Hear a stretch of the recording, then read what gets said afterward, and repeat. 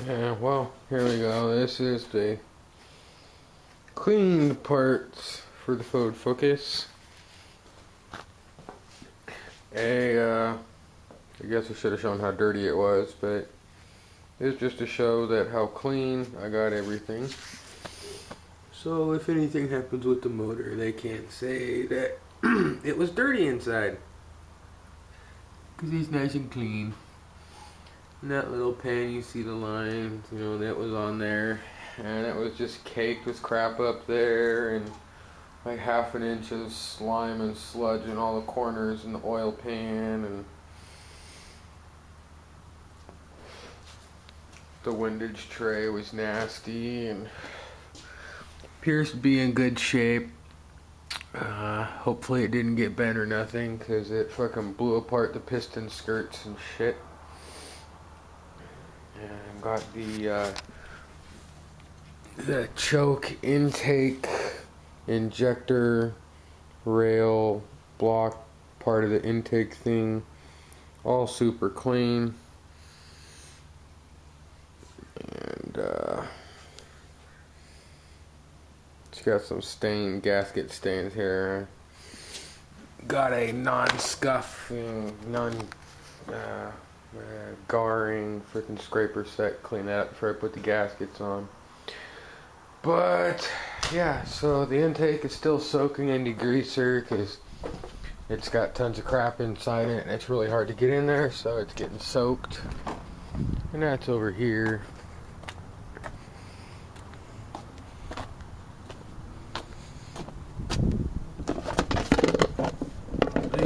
Ugly intake, tons of crap inside it, so it's still soaking.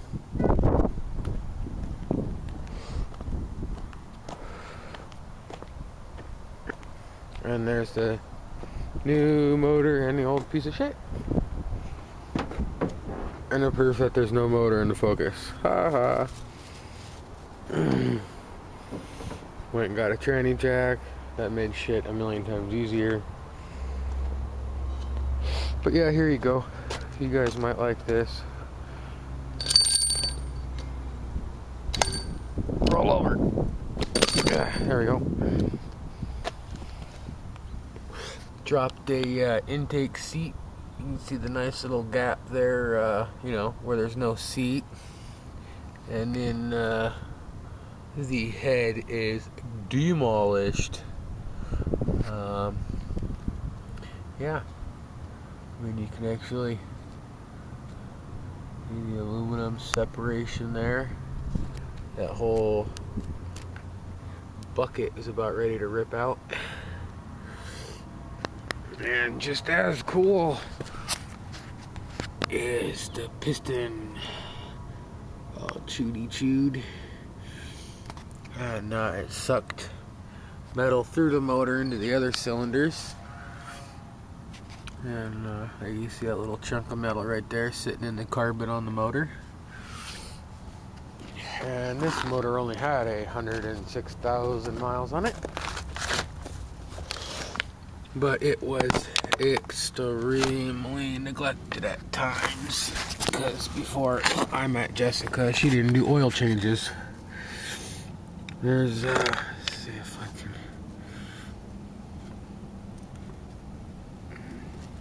I don't want to smash my fingers. Set the camera down. Damn it.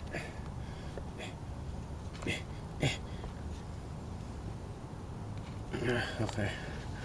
I got tools out. But you can see in there by the wrist pin, the piston all busted apart.